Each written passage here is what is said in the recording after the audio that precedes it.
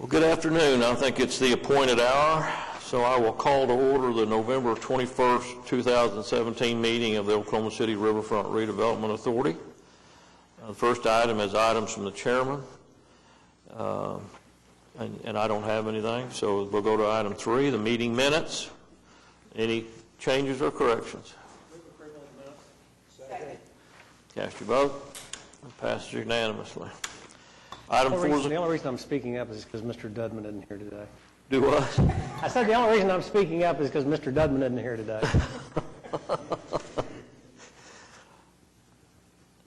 Item 4 is the consent docket. We have the oil and gas report and the river corridor events update. Any questions on those? Move approval. Second. Cast your vote. It passes unanimously. Item 5 is the primary agenda items. A is the river maintenance projects update.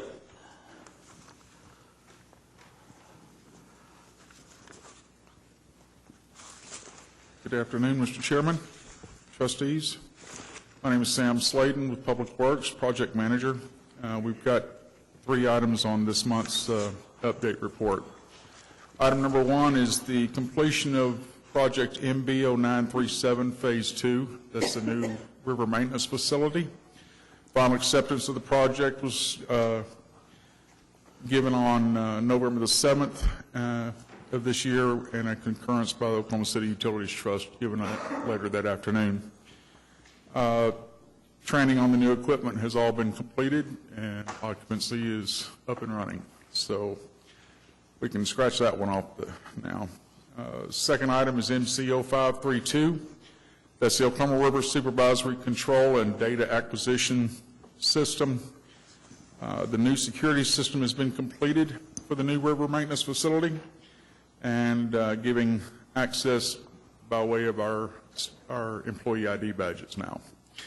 The primary communication system from Central Maintenance, located over off of Portland and 15th, to the new river facility has been completed, and the secondary communication link has also been completed and activated, allowing Public Works maintenance facility communication with the city even if primary network fails. The final item is the stormwater quality wetlands cleanup program. On Saturday, November the 4th of this year, 9 volunteers from Boeing Aviation arrived and took part to perform the cleanup at the Lightning Creek tributary into the Oklahoma River. The event lasted only 2 hours, but in that time they removed 25 bags of floating debris. This is the 3rd event that Boeing has participated in. That's all I have. If there are any questions, I'll be happy to answer them. Any questions? I need a motion to receive the report. Thank you very much. Thank you. And it passes unanimously. Item B is the MAPS 3 projects update. David Todd.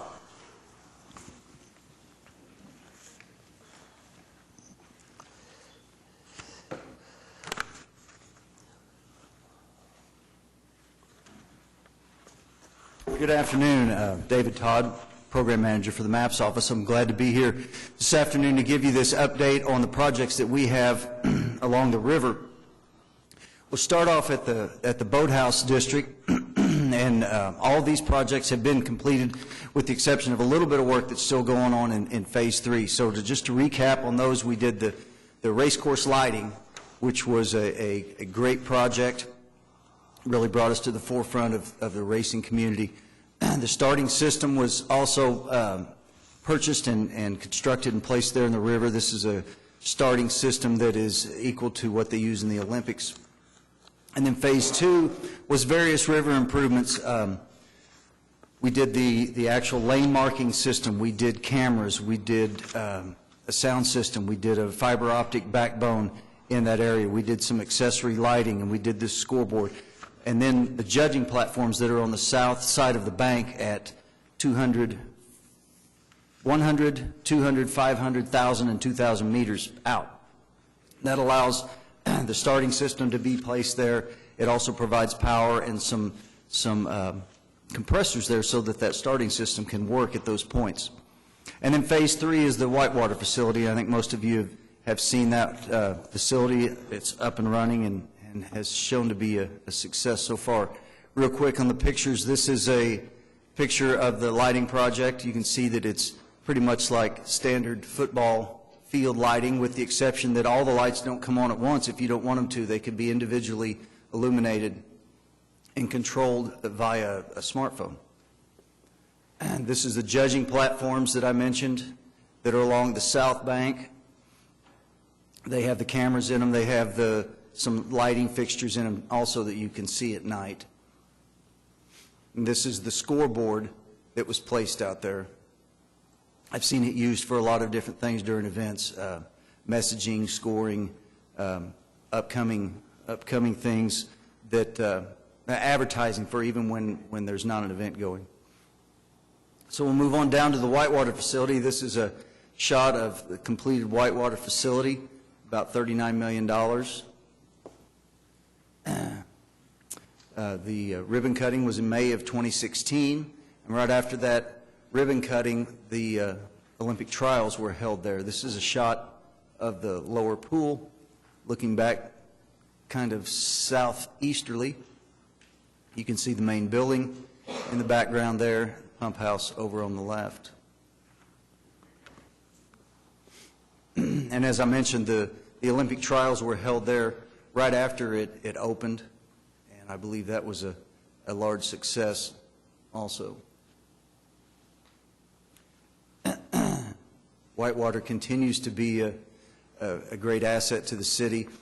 We're still doing a couple of things out there, just little bits and pieces of work. Some of the stuff isn't really worth mentioning, but we're just doing some things that as they started into operations, we discovered that maybe they might need this and might need that. So it's still fully functional.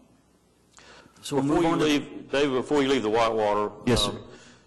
For those that aren't aware of it, the Whitewater project also installed bases for future lighting expansion alongside the Whitewater area that would have been extremely difficult if we had not done that while they were doing it. Correct? That's exactly right. There are two bases, foundations that were placed in there that would have been very, very difficult to get drilling trucks and concrete trucks in there. So I'm glad you mentioned that. There's not another section of lighting on the docket right now, but if it should happen, those are already there available, and that was a plus. So we'll move on to the trails. This is the West River Trail. It was completed in July of 2015. All reports indicate that it is well used. This is a trail that, as you see by the map, follows right along with the river, and it connects from Meridian Landing there at the river at Meridian and goes all the way up to 10th Street right there by Lake Overholser. Some of the amenities that we placed in there, this is a trailhead in the background. You can see the parking lot and then some of the shade structure and signage that we placed on this project. It's a very, I guess I would say, a rural type trail. Lots of things to see, but not necessarily man-made things. It winds through those areas along the river. There are 3 bridges that cross creeks on this project, and here's one of them.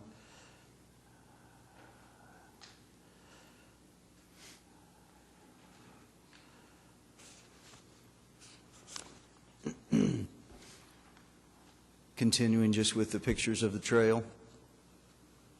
And then the trail that we have going on right now is the I-44 or Will Rogers Trail.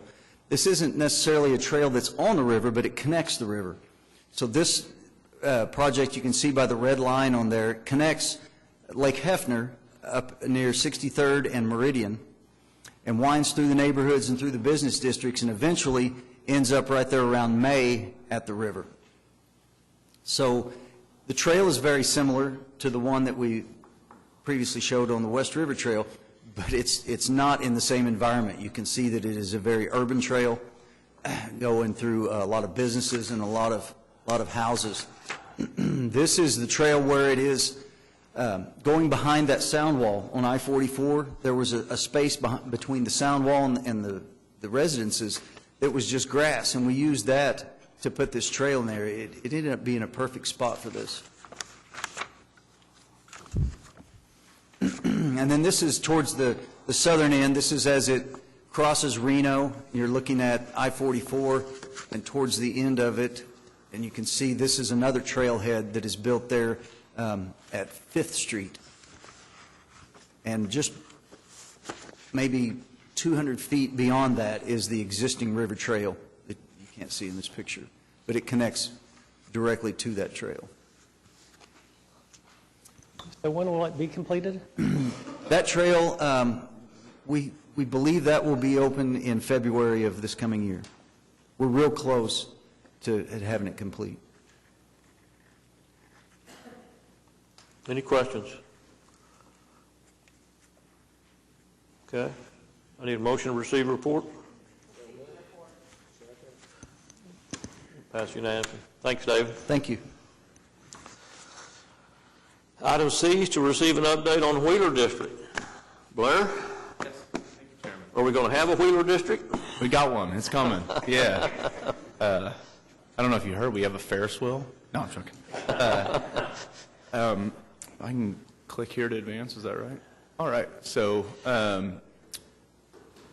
it's my favorite week of the year with Thanksgiving, and I figured I'd start off by just saying thank you. So I was looking back. I came on to the team at Humphrey's Company and took over this project almost 4 years ago. And that's a long time to stay in the pre-development phase, and I realized that. But slowly but surely, and with a lot of help from this body, as well as a lot of help from this hall, we've certainly made progress, and excited to say that we're underway on construction of the first phase. I can show you a little more there. And then we've begun the process of delivering single-family homes and eventually a whole range of housing and mixed-use development to the project. So thank you very much. Really appreciate your support and encouragement and partnership over the years. Quick reminder about where we're at, and for anyone that hasn't seen this aspect of the presentation, here's the planned improvements, and really the city's investment in MAPS 3 and with the new park improvements and the entire core to shore vision is what has enabled Wheeler District to be an opportunity, as well as the new interchange at Western Avenue, full diamond interchange, connecting really directly to our site on the south bank of the Oklahoma River. Our holdings currently are here, and I can, with your support, we're right in process of doing a land exchange with the city that will free up that 37 acres south of Twin Creek for a park and recreational purpose in exchange for filling in about 14 acres of missing riverfront to make way for the continuation of what's long been the master plan going back to the summer of 2014. Here's phase one infrastructure. I can tell you that some things are going better than we hoped. Our dirt is soft, and the contractors are loving that, and so everything that they put a shovel in the ground for moves very quickly.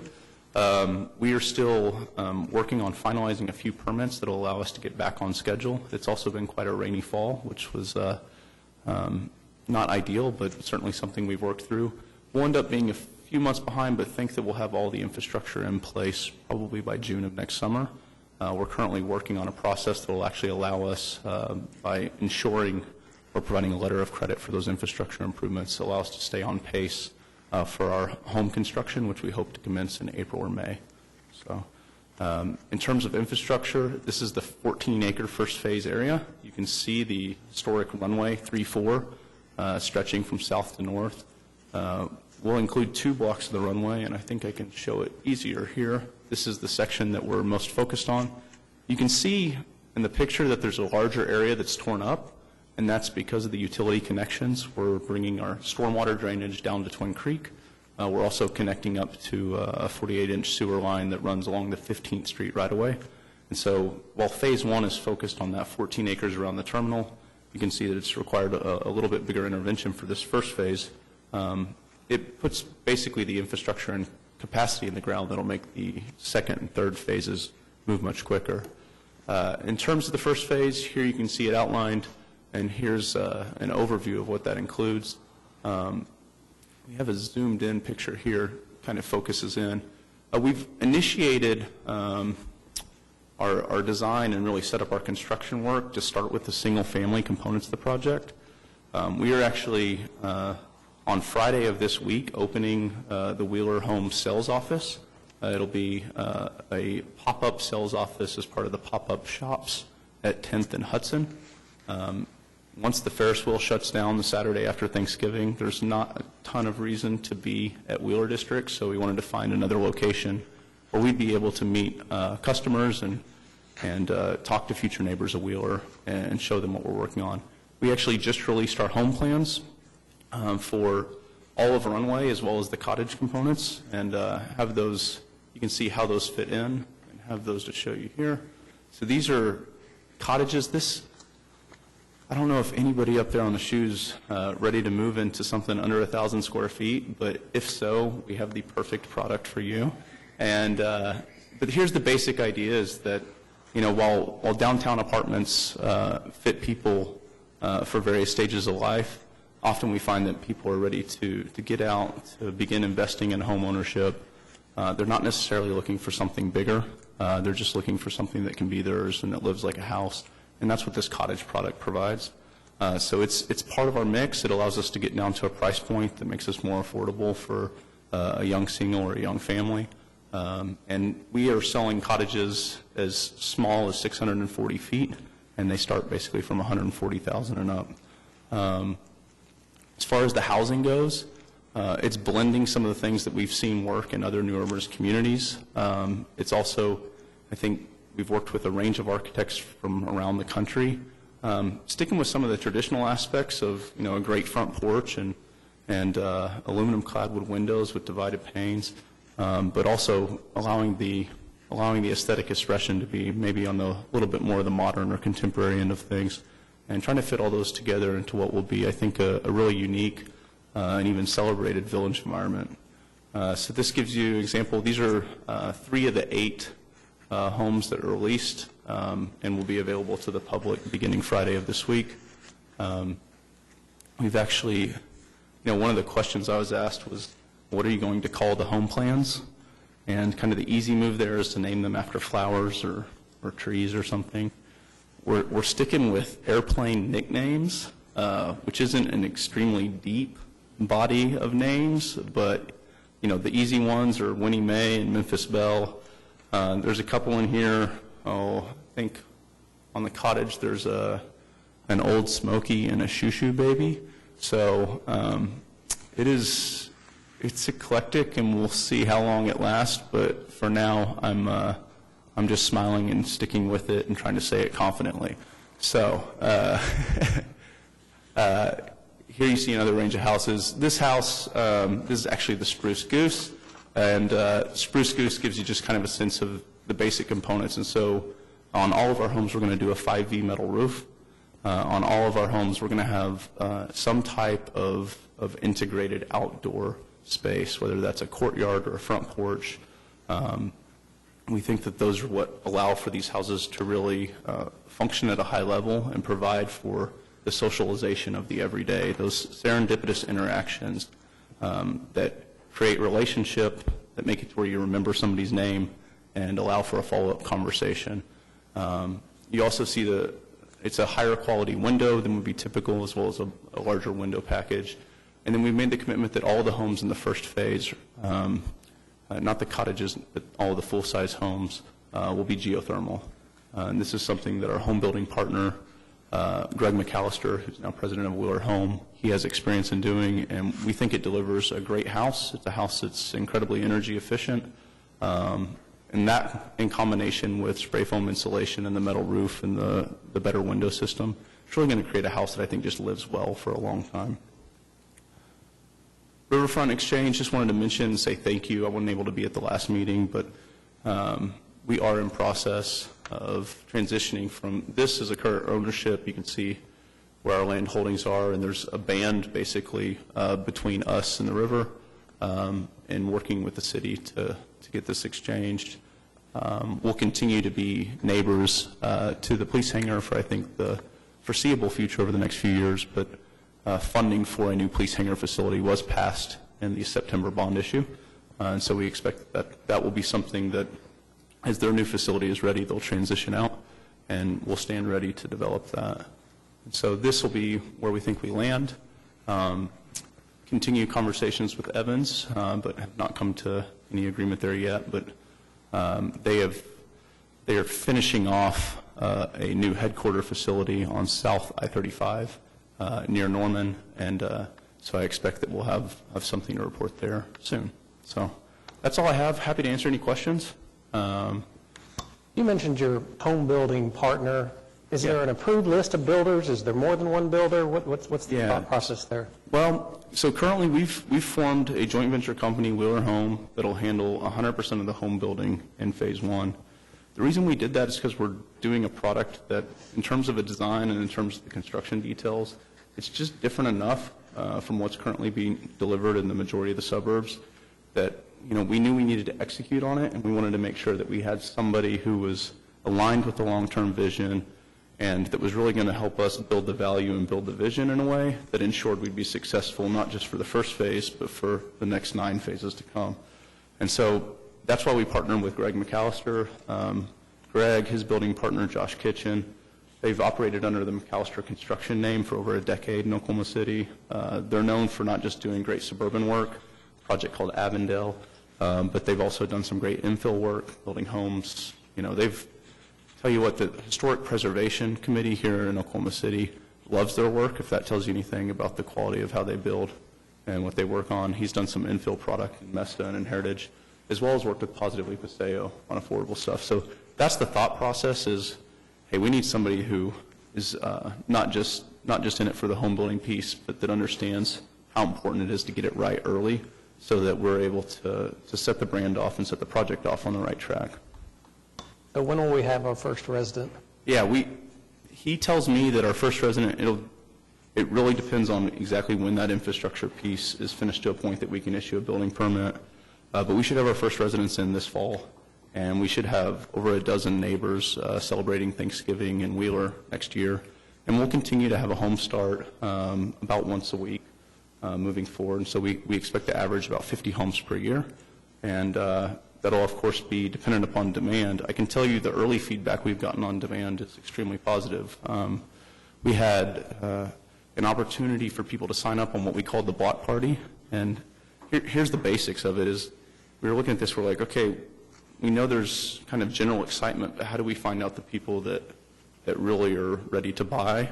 And so we're able to hone in on a conversation with them and figure out what their housing needs are and get them committed to the vision. And so we were looking at the way that the OKC Thunder does their season ticket waiting list.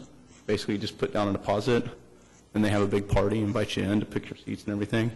And so we did the same thing. We called it the block party. We had over 60 people put down a $1,000 refundable deposit. And we had that meeting, the floor plan release meeting, on Sunday of this week. And so we've already have people that are ready to put down a deposit and sign a contract. We'll see how it goes, but I think our expectation is that we'd have somewhere in the 20 to 30 range. We ended up over 60, so far it's been more support, more demand for the project than we had anticipated, which is a good sign. So, thank you. Any other questions, Blair? Very good. Looks nice. Look forward to it. Thank you, Chairman. Okay. I need a motion to receive that report. Cast your vote. It passes unanimously. Happy Thanksgiving. Item D is to receive an update from Lost Lakes Development on events and programming.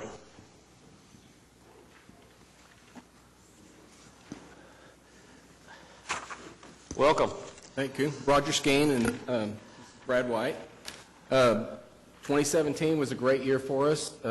Got off to a start, put on 5 community events for the surrounding neighborhoods, which was everything at the park was absolutely free.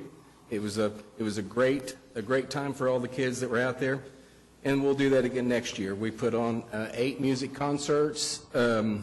As this is our 3rd year for the Cats Haunted Forest. It went off without a hitch, and our water slide was a huge success. And then we had the gathering that got us a little extra press, which sometimes that's good.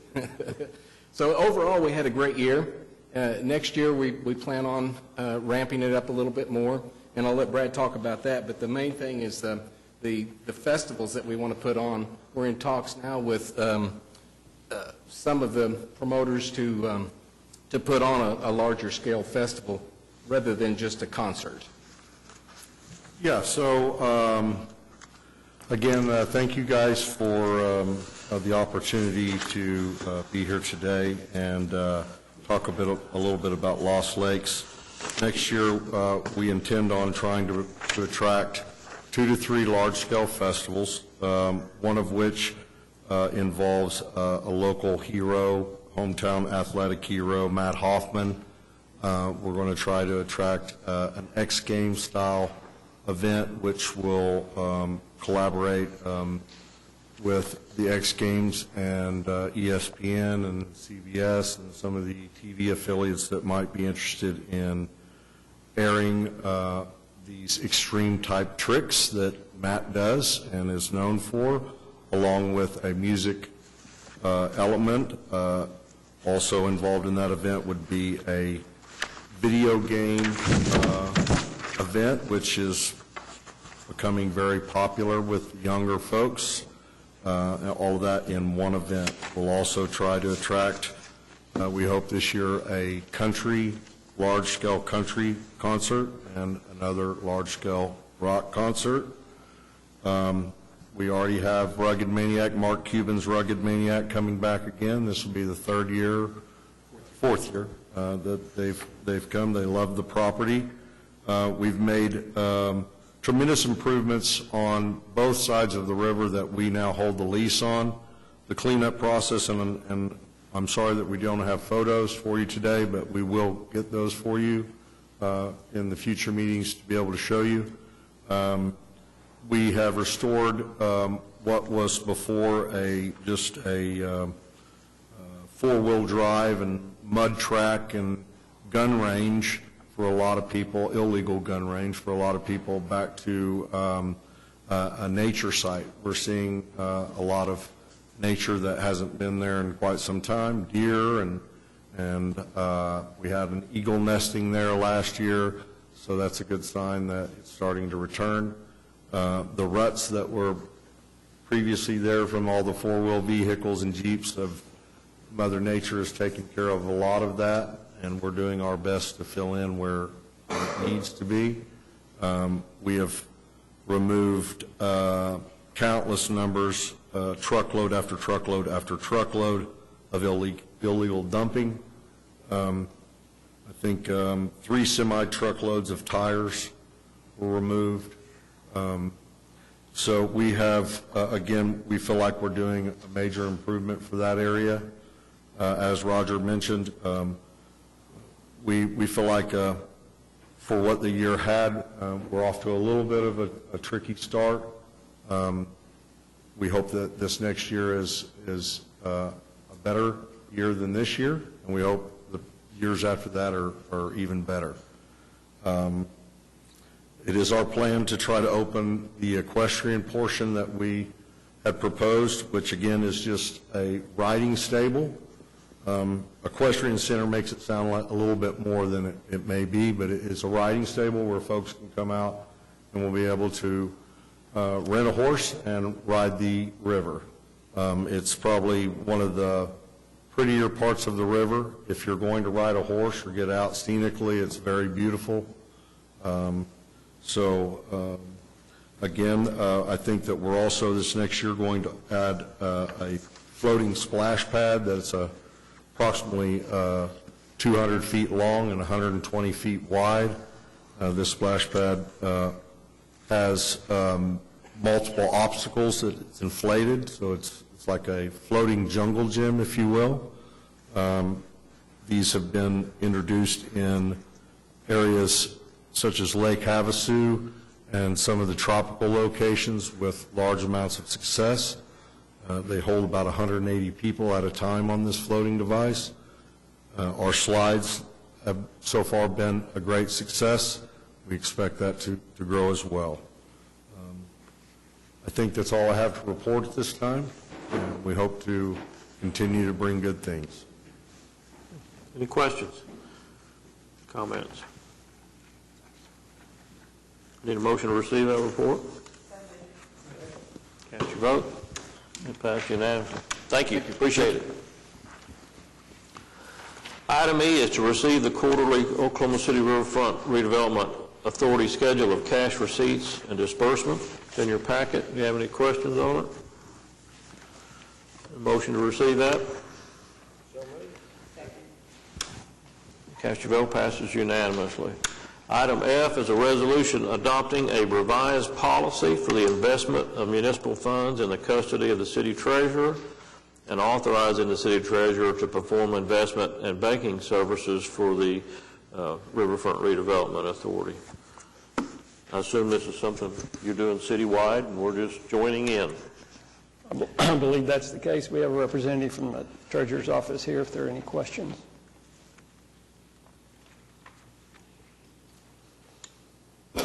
My name is Jason Martinez. I'm an assistant city treasurer, and I'm here on behalf of the city treasurer, Bob Ponkilla.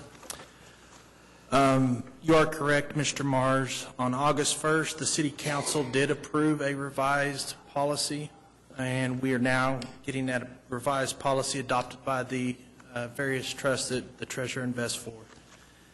Now, there's two major changes to that policy. The first one is that we are adding Federal Home Loan Bank letters of credits as an acceptable instrument for insuring or collateralizing the city's bank accounts and the authority's bank accounts. You may ask, what is a letter of credit? It is basically a guarantee or a promise to pay by the Federal Home Loan Bank in the event that their member bank, J.P. Morgan, who we have our deposits at, were to go bankrupt. Now, that's not going to happen, but the letter of credit is basically an insurance policy, basically, in the event that it did, so that we are required to insure our deposits. The second change that we are making is that we're clarifying the treasurer's role in performing investment and banking services on behalf of the city and the various trusts. We're not inserting in there that he's doing anything new, but rather we are just clarifying, just making a little bit clear as to what, those services are that he does. So just want to be a little bit more transparent in the policy. So, Okay. Any questions? I'd make a motion to adopt the resolution. It passes unanimously. Thank you. Item G is to post the 2018 regular meeting calendar for the Riverfront.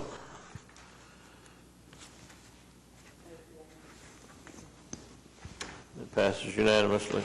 Item 6 is the claims docket. We had one item or two items on the claims docket. Motion on that, please. Move the items. Cast your vote. It passes unanimously. Item 7 is additional items, comments by staff. Doug's report is in there. Doug, you have anything other than the report? Just a couple of high points. Mr. Skeen and Mr. White forgot to mention that they remitted a check to your fund at the Community Foundation in excess of $6,000. When they use your property for parking purposes for their events or have to use your property for events, we get a portion of the gated events. So our portion equaled a little over $6,000, which made it one of the biggest money makers for y'all this year compared with your oil and gas. We also co-sponsored, the Parks Department co-sponsored on a run this year. Actually, it was more or less a bicycle event, and part of the deal was, since we're a nonprofit like everybody else, we worked out that you would get 50% of the proceeds from that race as well, added to your funds at the Community Foundation. So all told, almost $10,000 from events held on your properties were deposited in your accounts at the Community Foundation. So I wanted to make sure that I drew your attention to those facts to show that we were all in and trying to generate additional revenues to keep the trust alive and well and happy. So be happy to answer any other questions, but like to have it received. Questions for Doug? Any comments? Very good. Motion to receive that?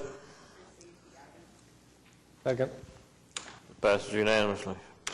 Any trustee comments? Other than to tell everybody, have a happy Thanksgiving. I saw in Doug's report the Christmas lights, Riverdale. I appreciate everybody's effort on that. I wish we could be more helpful. But if there's anything we can do, ask. Very good.